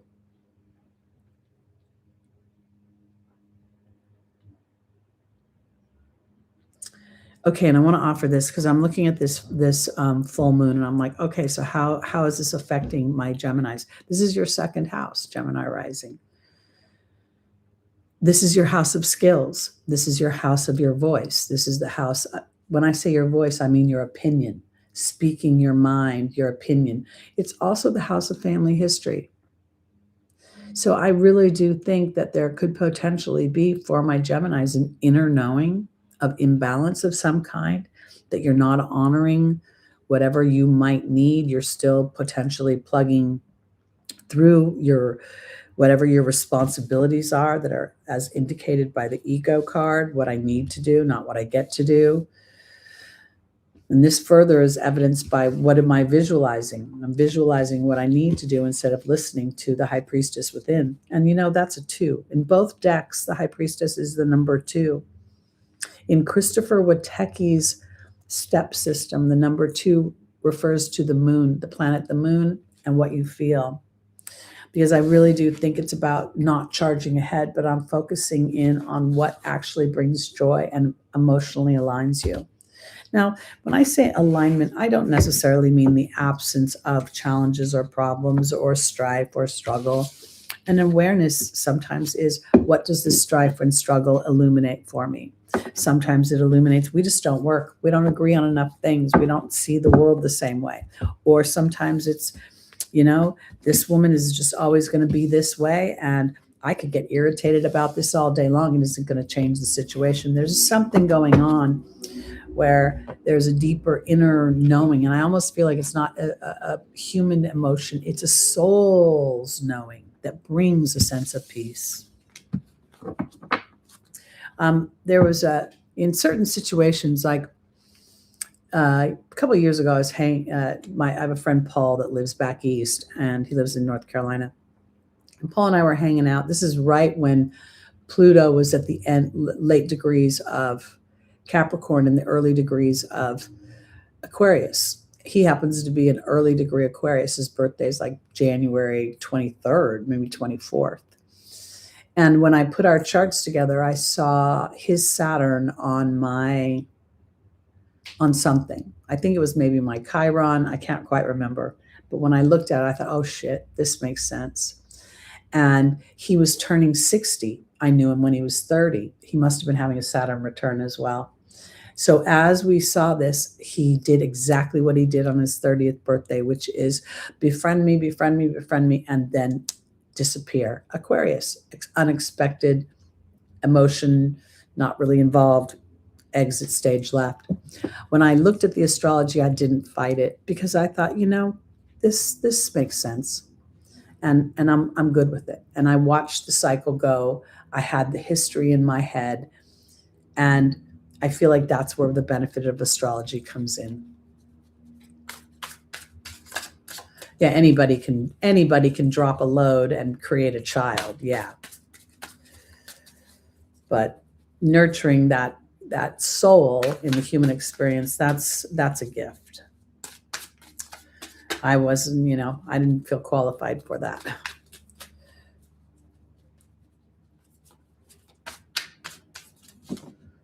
My dad didn't do his best at all, I don't think, because I could see him do his best in other areas. But, I'm not a likable person if you're a person who likes to live under a rock and pretend that, the shit isn't flying. You don't want to be around me. I'm not fun. I can own that. And so my dad had Neptune conjunct his sun. I just don't think he was into it. And because my sister's so selfish, they made a perfect couple. Because she didn't expect anything from him. She went and got that from other people. Her moon is in Taurus in the 8th house. All right, Cancer, a decision will be made. This is your moon. This is your full moon. Anything, 13 degrees of Cancer, pay attention, because that's that brave Cancer degree.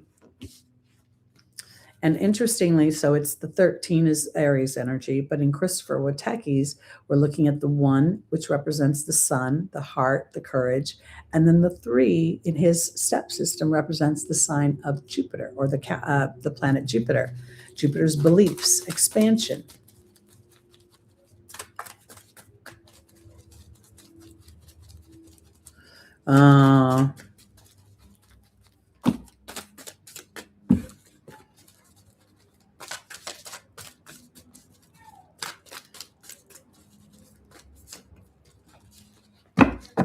It was a time of free love, back then in the 70s, there was nothing really, that late 60s, early. Well, that would make him 20 years old. If he was born in 55, that would make him in 75, 20. So he would have been at prime. And there's that Gemini energy right there, which is very flirtatious and very curious. All right. We have Merlina straight up. We have Archangel Michael upside down. We have Celeste upside down. And we have Ariel. All right, Cancer. Confusion here. That's not the deck I want.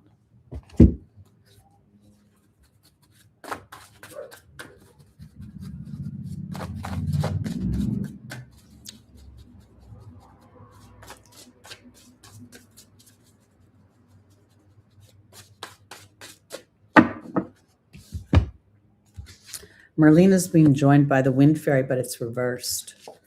Archangel Michael is being joined by the Serpent, reversed. Celeste is upside down by the Wealth card. And Ariel's upside down by the Love card. Okay, this is definitely a decision. The Two of Swords up straight up is a lack of making a decision. When it's reversed, the decision is made. Now, Merlina normally represents confusion, but here, if you're confused at all, Cancer, it's because you're thinking things through. You're not feeling them, okay? The Wind Fairy upside down is process, analysis, and thoughts. Archangel Michael and the Serpent are both upside down, which is really, your obstacle is actually having the courage to allow a shedding of a skin of some kind, allow knowledge to come through. If indeed, this is where I'm going with this. I don't want to say that all Cancers are, might ignore something, but again, they're to me, Pisces and Cancer are two of the signs that have the tendency to overlook things that are chronically problematic, and they want to love someone through something, or love a situation enough, or be empathetic enough for it to shift on its own. It doesn't work that way. Humans move through stress, which is why all marketing is, or most of marketing is focused on fear, inspiring you to take the drug that you need to get better. Because Celeste, it would be, somebody's not changing their mind about something. They're not shifting. They're not moving. And then there's the wealth card here. So the decision to recognize that whatever you're contemplating, if you think someone's going to change their mind, they're going to get it. You think you're going to change your mind about something, you're not. So now Spirit is saying, here's the love card, and then here's the connection to Spirit. This is extracting the wisdom of the situation. Oftentimes we look at other humans as secure. They make us feel secure. To be attached to something makes us feel secure. At least I'm not alone. Sometimes alone is better. And I'm not saying to be alone, Cancer. What I'm saying is that I think you're going to make a decision. I think that somehow you're going to see that the confusion lifts, that whatever the dynamic is, whether it's you or another person or another situation, they think the way they think, and they're not going to change the way they think. So now it's time for you to have the courage to take that knowledge and understand it. Because if you want to stay in the situation, you can, but just understand that that orange pillow is always going to be an orange pillow. You can't turn it into a blue pillow.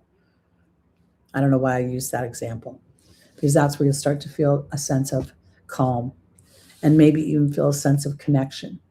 Because this Ariel card is kind of challenging. It's almost saying that there's a block of new experiences for you as an individual, because somewhere there's a loop. And I think this full moon is going to illuminate that for you. And I want to say again, this is not an action-oriented moon. This is an emotional moon that is geared towards historic structures that have somehow dimmed the Venusian energy, have somehow opposed the expansion of wealth, the expansion of partnership, the expansion of self-confidence.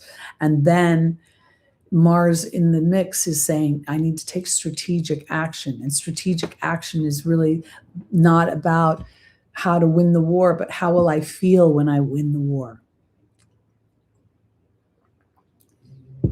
Because sometimes it's easier to love somebody who's a little flawed than it is to let go of them altogether. Just put up healthy boundaries. You're like, I'm not going to be with you when you're like that. Or I'm not going to hang out with you when you're in that place. Discernment. Okay. On to our Leos. This is a long broadcast. I'm sorry. I'll try to speed it up.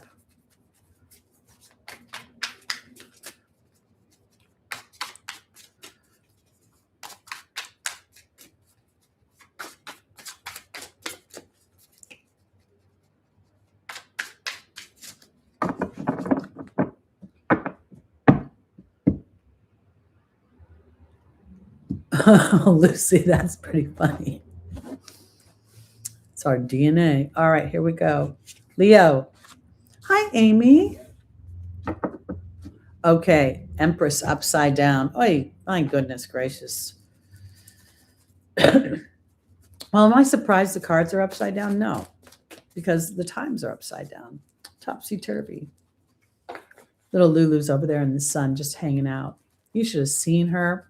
I had a couple clients here on Friday, and I had a guy, and she was just so adorable. She jumped up in their laps, and up until now, she's been barking at guys who came in.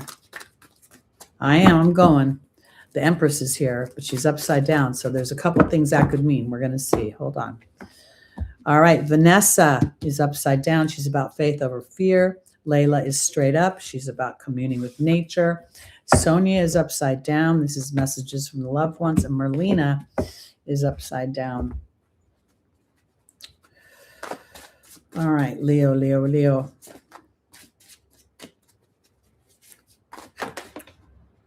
Well, love card just flew out. So we'll take it. Joining Vanessa. Layla is being joined by the Death card. Sonia's being joined by the Wind Fairy. Sonia's upside down. And Merlina's being joined by the Restriction card, but they're both upside down. Okay, the Empress here is absolutely has to do with love, partnership, and romance. Because we have, while she's upside down, the gestation period is over. Something is either grown to its full capacity or it's not growing anymore. Because Vanessa is upside down. This is a question. Will you act in faith or fear? And then here's the love card. So this indicates indecision. I don't know what to do. I'm confused. And Spirit is saying it's time to spend time in nature, really connecting with your own desires about what you need in the way of fun. You know, while Leo rules romance, it rules entertainment and pleasure. Leo doesn't want to be in relationships. I mean, we're all in relationships that are heavy, but in an ideal world, these relationships bring fun and connection, and they conceive new things. So now the Death card is saying it's time for a transformation of some kind. Things are no longer gestating. So now we need to go to the next level. Now this is interesting because the Wind Fairy is here, dominating your thoughts, Leo. You're thinking your way through it. And Spirit saying, we're trying to talk to you. We're trying to get through to you on a soul level, which is why the Faith and the Fear card is upside down. Because in the final position is Merlina and the Restriction card. And this is really feels like Merlina's saying, it's time to, this card on the face of it is like, it talks about research, which has nothing to do with a magical wizard. It talks about information, and it talks about confusion. I think you have plenty of information. I don't think you're necessarily confused, but I do think it's time to lift the restriction. It's time to start to really decide one way or the other how you're going to feel about the Empress in your life. Are you valuable? Are you worthy? Of course you are. Are you lovable? Do you have to continue to allow things do I need to continue to allow things to quote unquote gestate? Are they gestating in a healthy way? Because this Vanessa upside down would indicate that there is, Vanessa talks about, again, making a decision. Merlina talks about getting information. I think what this is saying for my Leos is something is in your heart is knocking on your door and saying, does this provide enough happiness on a regular basis? Is this fun long enough? Yes, there are divots in every relationship, but where's the percentage? Because I think you're afraid of the answer.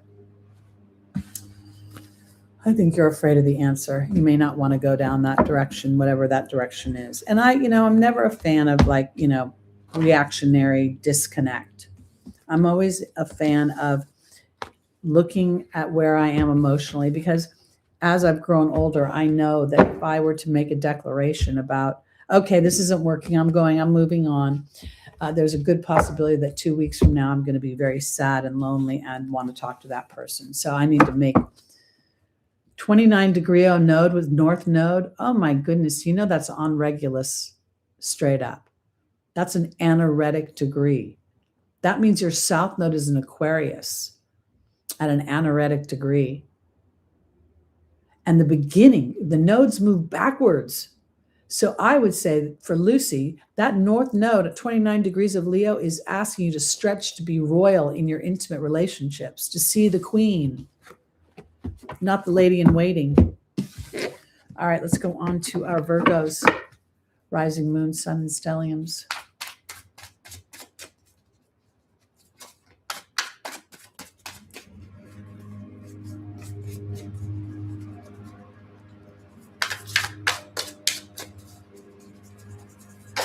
Oh, wow. That's a lot.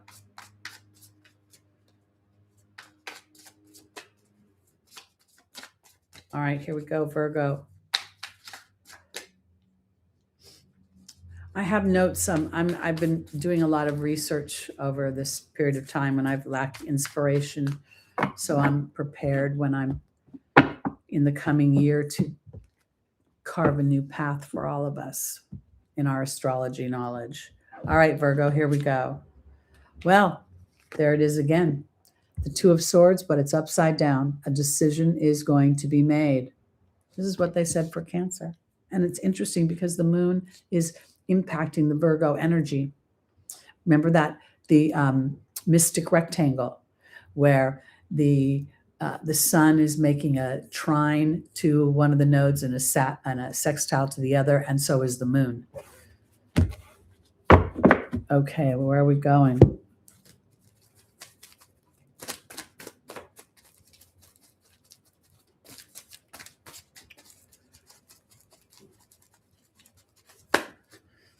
Well, I think it's because they're by nature, a square creates tension. A rectangle is an elongated sense of tension, but this is somehow because the opposition is where the tension lies, but the trines and the sextiles are supporting with given, again, a sextile needs to be ignited. There needs to be some action taken to benefit from its energy.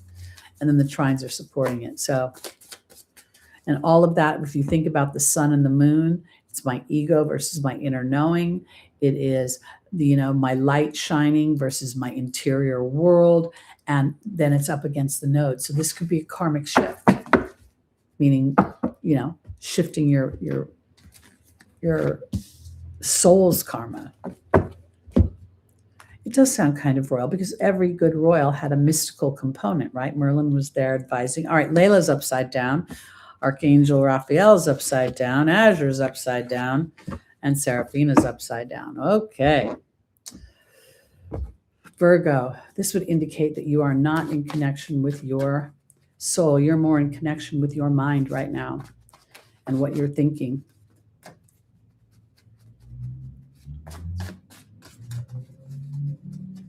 No, you have to ask about the royal stars. Yeah. I'm on Spica. My son is on Spica. Spica's not a royal star. It's a fixed star, but because they're the 4 royal stars of Persia. All right, Layla is being joined. Layla's upside down, and then there's the butterfly. Butterfly is about transformation. Archangel Michael is upside down. Archangel Raphael is upside down, and the water fairy is upside down. Azure is upside down, and so is the cow.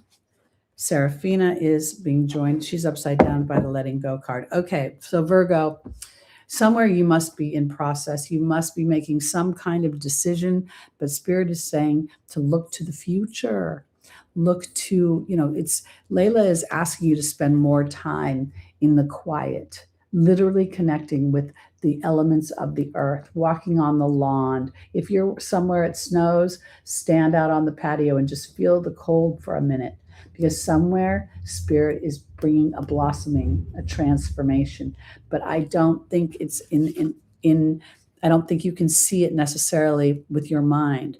Because in order for this Archangel Raphael and this healing energy to come through in the form of the water fairy, you have to emote it. It has to come from your emotional body, from what is coming from your gut.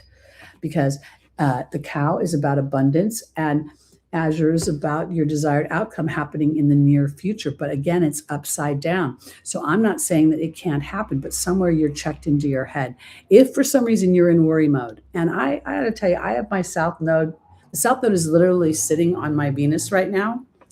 And I thought to myself, oh, is this going to bring poverty? Is this going to bring a lot of no, what I started to think is this is an opportunity for that South Node not to take my money away. It may take my youth away a little bit more, my beauty, if I had any, but it also can erode or remove the toxicity of my self-worth in Virgo. Like that perfectionism or having to constantly deliver. Because I think with this in the angel's advice, you're missing something. And I think that maybe you're too much in your head, you're calculating too much, because this letting go card, I don't really believe in letting go, but there's that happy family thing. There's that. And I think for some reason, this is coming to me as if It's not coming like Virgo is, focusing in on other people. This just feels like my mind is kind of fighting with my heart, or my mind is fighting with my emotional body, or I'm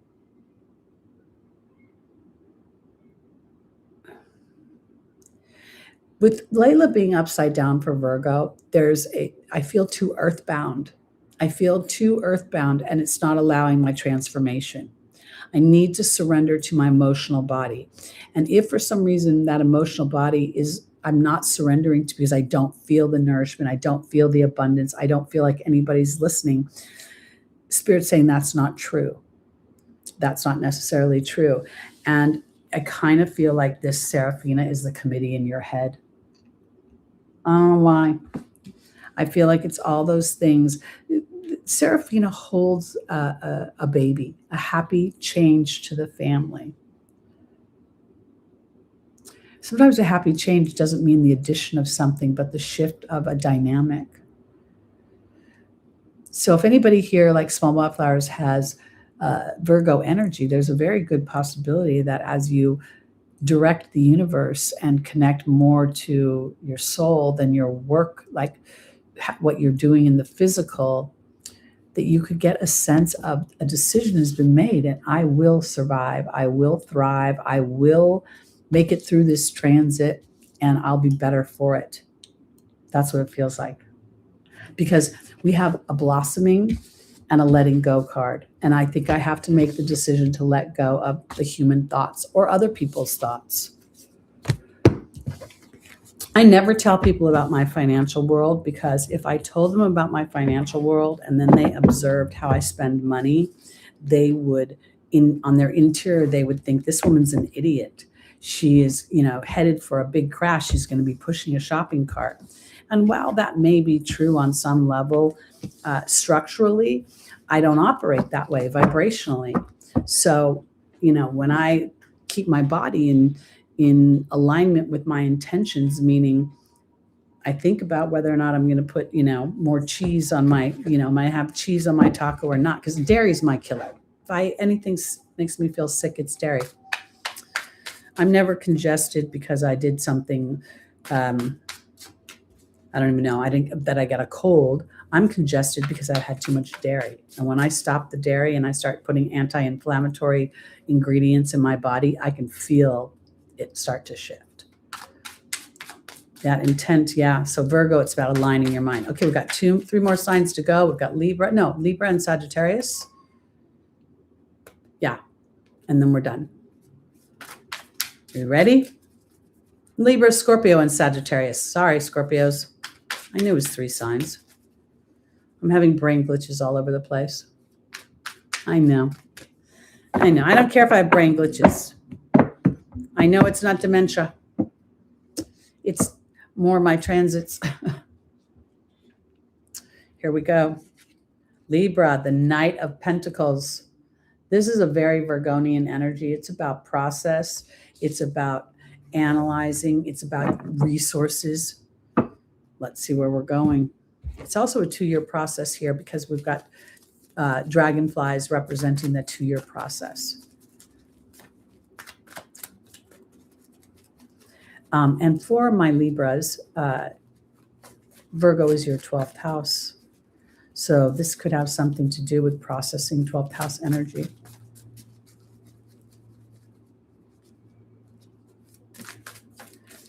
I don't think my chart makes any sense in Vedic astrology, to be honest. Ariel is upside down. Chantal, the angel of romance, is showing up. Sonia is upside down. And Isaiah. Okay.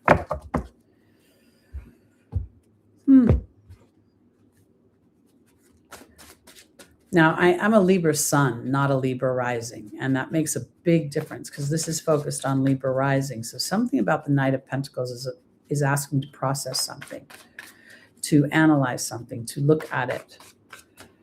Let's see how we're looking at it. Ariel's upside down, and the focus card. Oh, it's about realigning. This is Ariel upside down is a block of spirit trying to send a message through, and here is the focus card. So you could be focused on worry. Isaiah, oh, Chantal is being joined by the wasp. This is a little bit challenging. This is literally an argument with my loved one. Sonia is being joined by the movement card. But they're both upside down. Sonia represents your team on the other side, a deceased loved one, and the movement card being upside down would be something is arrested, something is not moving.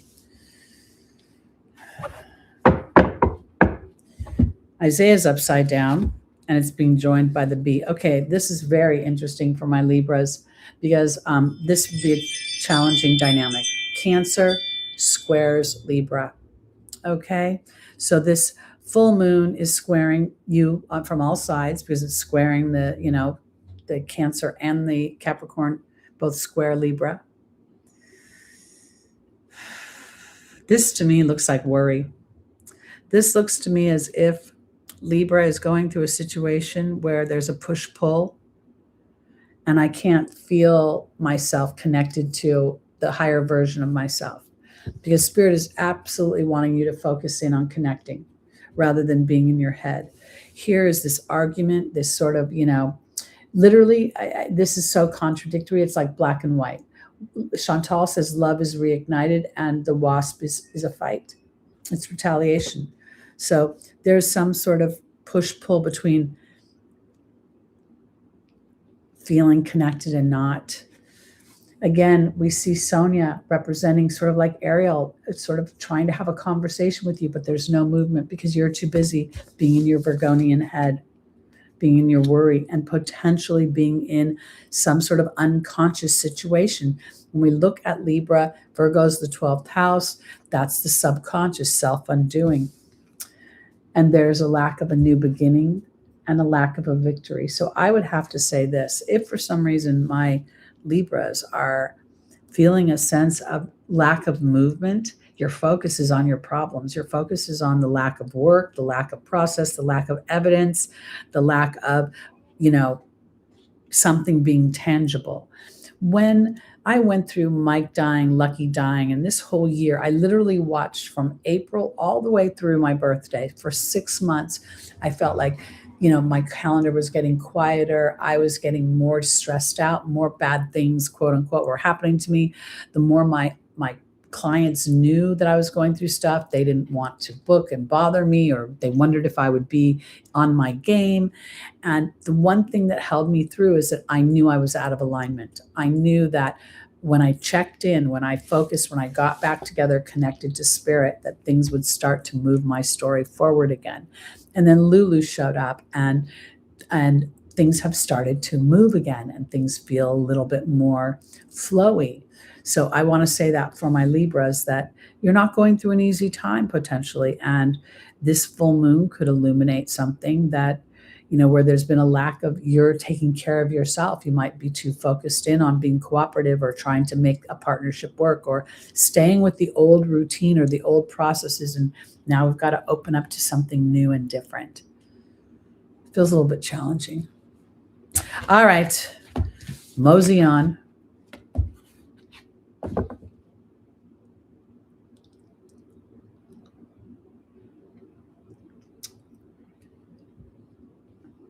What other Teri? Did a shout out to me? Is there another Teri in the room?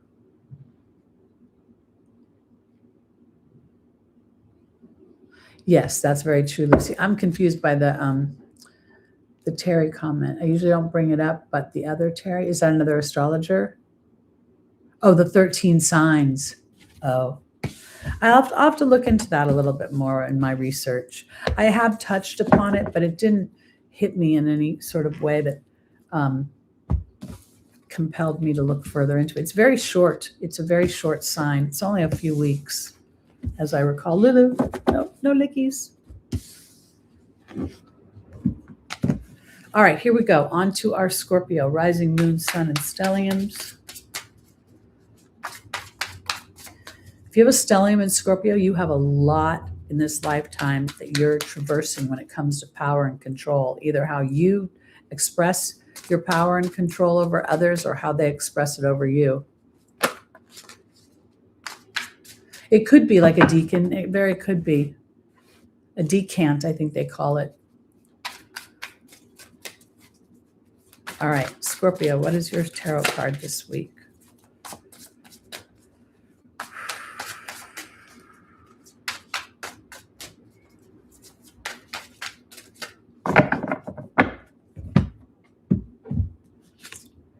The Chariot, but it's upside down. The Chariot is the Cancerian energy. The charioteer's greatest weapon is his intuition, his emotional body. When we look at the card straight up, we see he's got a canopy of stars above him. The moons are his armor on his shoulders. His crown has stars on it. And then there's that heart. But this is upside down. So, and Scorpio is a fixed sign. So let's see where we're going. Meaning that push-pull that's indicated here. There's like it's a hard victory. You know, it's like a battle of the interiors when it comes to the Chariot. Doesn't feel like it's on the outside. It feels like, you know, the horses are pulling in two different directions. And one of the strong elements of Scorpionic energy, which we don't talk about, is truth. It rules detectives and criminals, investigators, and shady people. So there's an element of pulling the toxicity out and bringing up the truth. We have Layla, but she's upside down, Scorpio. We have Rochelle talking about your heart, but she's upside down. Serafina is upside down, and Athena is upside down. Oi.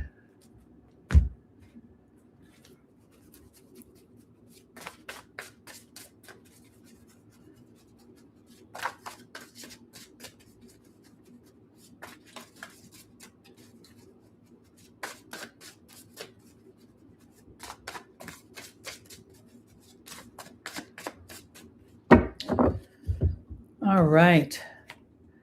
Layla is being joined by the love card, but it's upside down. Rochelle's being joined by the frog, but it's upside down. Seraphina's upside down, being joined by the Grail Knight, which is straight up. And Athena is being joined by the cat. Okay. All right, Scorpio, you are, in my opinion, the most intuitive sign of the whole zodiac, because you don't fall prey to the compassion and empathy that Pisces does. You don't fall prey to the nurturing maternal energy of Cancer. You are just straight up, let me see the truth, and I can ferret the truth out easily. So here, now, Layla and the love card are upside down, which means that you are being charged this week with paying attention to how you are showing up. And I don't mean just for other people, I mean for yourself. The spending time in nature could be extremely good for you, because when it comes to this, it almost looks as if something's coming towards you that might be truthful in nature, but disruptive. Because having as you honor and follow the guidance of your heart, this is upside down, and there's the lack of movement, the lack of being able to release something. And it might have everything to do with your home experience or how you were raised, or something to do with your family, because this rules Cancer. And then we have Serafina saying that there wasn't so much, the happy family is not feeling prevalent, not feeling like it's standing up. And there's the illusion. The sacred night the Grail Knight is breaking up the illusion of some kind. And I think what this is saying is that you don't have any power over this situation, and that might be frustrating to you, because with the lack of power, it's about keeping healthy boundaries. Now, this is how I look at healthy boundaries, especially if it has to do with people that you love in your family and you're actively involved with. But sometimes they bother you, or they bug you, or they annoy you. Pick your moments. Don't let obligation push you into a situation where you show up and then you're already teed up to be frustrated. I do think that you need to spend a little time. This would indicate a lack of time alone, a lack of time delineating what's most important to you and what you want. Again, the fixed sign in Scorpio being one of the harder fixed signs. Once you feel something that intensely, it's very difficult for you to shift. And so this is now where you get to delineate whether or not your musings on the problem or your attention on the problem is actually serving your happiness. I think I've told you guys the story about, when I first met Eckhart Tolle through, the internet and the book, The Power of Now, and then The New Earth. And it was in the New Earth series that I recognized how much time I spent musing on people that had done me wrong, that weren't even in the house, weren't even anywhere near me, or contributing to my unhappiness at that point. I was the one who was creating my unhappiness. God bless you, Scorpio. This spread would indicate that you get to have healthy boundaries from your thought process right now and from the things that have dinged you, and ask yourself whether or not that's actually working for me, to be angry about it, to be upset about it, to be stopped by it. That could be anything, to be stopped by it. Because if you're being stopped by it, Spirit is asking you to have a healthy boundary for it. And this is where the square from your ruling planet to your sign, any early born Scorpios or planets are, you're going to feel it.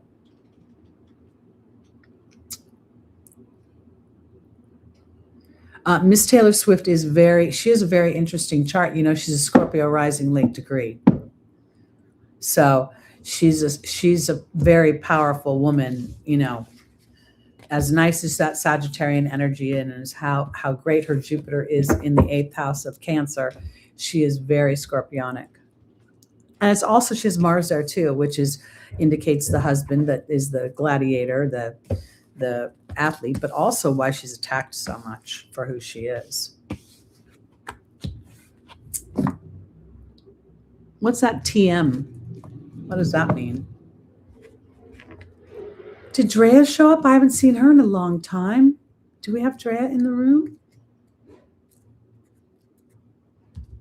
Oh, all right. Here we go on to our final sign of the day, which is our Sagittarius.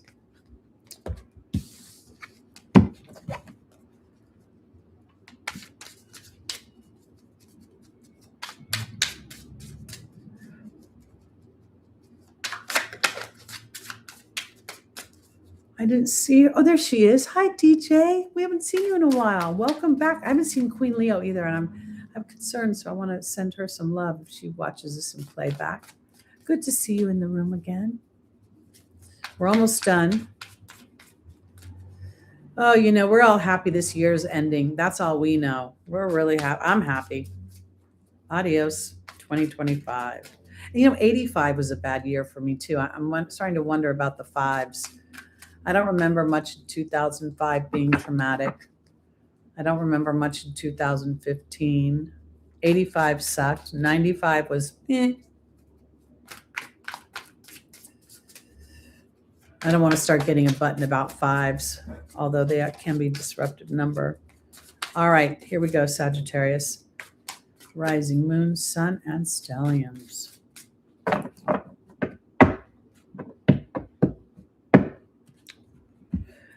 Lucy, having Scorpio rule your 11th and 12th house is why you're in this family of ours, our little tribe, our little astrology tribe. Scorpio rules astrology, as does obviously Aquarius, but the occult. Yes, the fire horse is coming. Yes, I know. I'm kind of excited about that part. Not till February. And at that point, we're going to see a very tight conjunction between Neptune and pardon me, Saturn. All right, Sagittarius. Oh, the star. This is a beautiful energy. This is very much an energy of faith, has a strong attachment to Aquarian energy, obviously, the star. But the thing I think is so wonderful about this is that the star in this particular, in all the decks, there is a naked woman. Now, when I look at the woman, I don't see a woman. I see vulnerability to my powers to receive, to create, to gestate, to make something. And here she's got, not only does she have, 1 foot in the water and 1 foot on land, indicating a sense of balance with the environment, there's also these butterflies. So there's a transformation going on in this deck. Let's see where we're going. When I say a transformation, I mean, we're all transforming every single day of our lives. But I particularly believe that transformation really comes from an awareness. I know when I talk to my neighbor Gus, that no matter what we talk about, he's always going to be like Eeyore from Winnie the Pooh. He's always going to be kind of, oh, I don't know. That's just who he is. So I feel a little bit like there's an awareness come here and a big thing about faith. Desiree is saying the timing is not great, but then again, Desiree is upside down, so the timing is right for something. Conditions are more favorable. Frustration is somehow lifted in the form of Archangel Uriel. Archangel Gabriel is here, asking you not to be insecure. And then finally, Teresa is upside down. No need to worry about everyone else right now.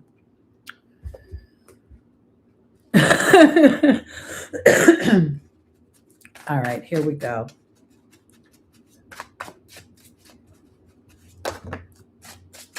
Oh my goodness, a big drop. Hold on. Whole bunch of cards fell. Oh.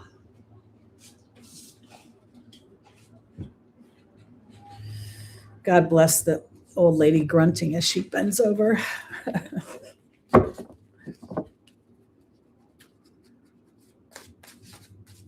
Exactly. Honestly, how to be depressed. But people were sympathetic to him. He was lovely. Okay. All right, Sagittarius. Desiree is upside down. So conditions are more favorable. Now there's the cat saying independence and healthy boundaries, but it's upside down. So that's interesting. That might indicate some sort of collaboration. Archangel Uriel is being joined by the Earth Fairy, but Archangel Uriel is upside down. So some sort of frustration is lifting. Something's coming into the physical. We have Archangel Gabriel being joined by the spider. That's the network. And then finally we have, this is so interesting. We have the king, which represents law and justice, as does Sagittarius, joining Teresa. And Teresa's upside down. So I want to offer this. The star to me is now having faith that if you're vulnerable to the idea of focusing in on yourself and your own balance, your own needs, your own desires, what's most important for you right now, you will have the structures necessary to support yourself.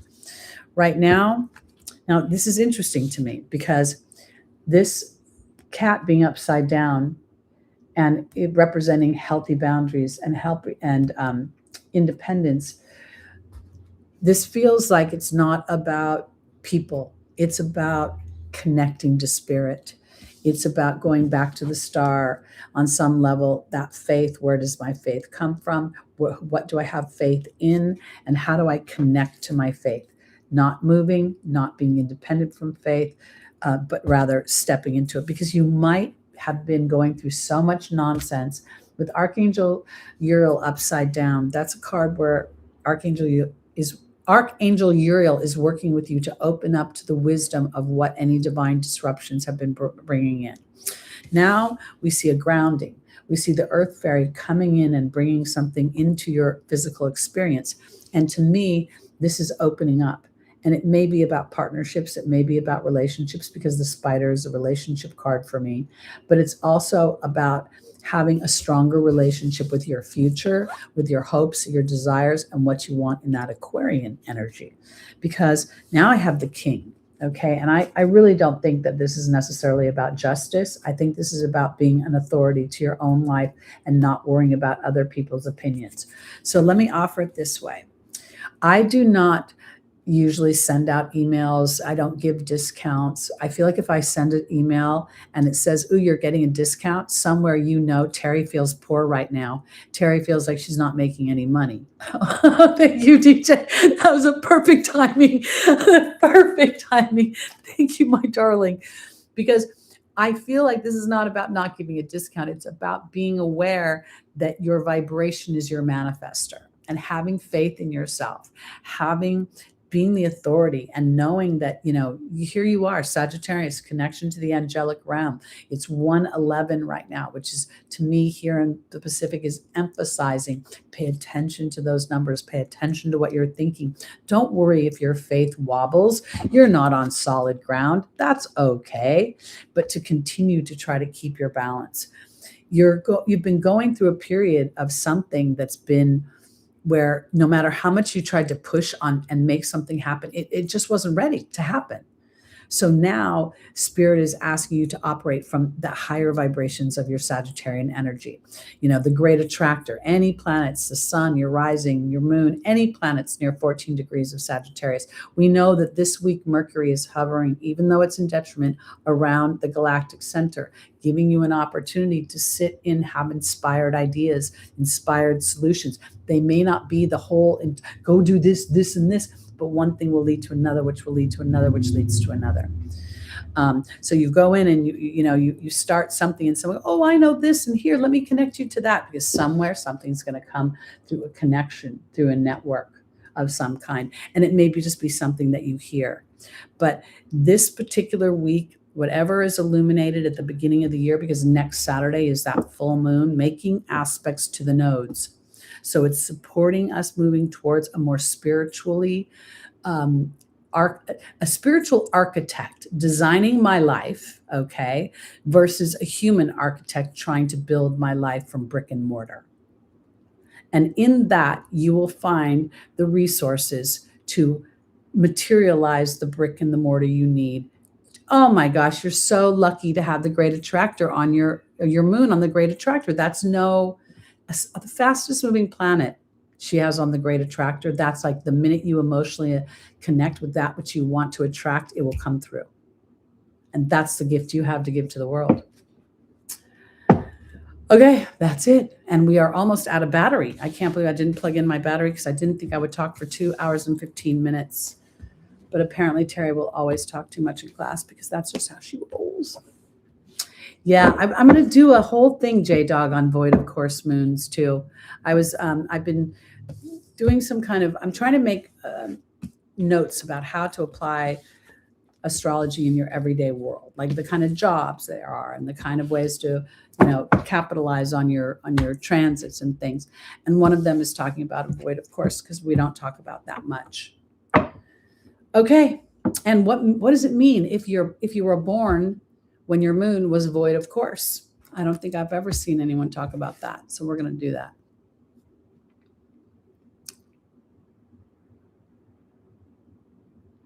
That's awesome, DJ. I'm so excited for you. May music permeate your airwaves and may everyone enjoy the things that they hear from you. I'm going to say good night for the week. I'll be back. It'll be a new year. And this crappy ass 2025 will be gone. It'll be a very distant memory as far as I hope. And I just pray for more alignment in the future. So thank you all for showing up. Yes, really, rest in peace 2025. Go with God. And I'll see you next week, everybody. Anybody wants to get a transit reading about what's coming up for you, I'm available and excited to work on that stuff. So I'm here. Let me know. Reach out.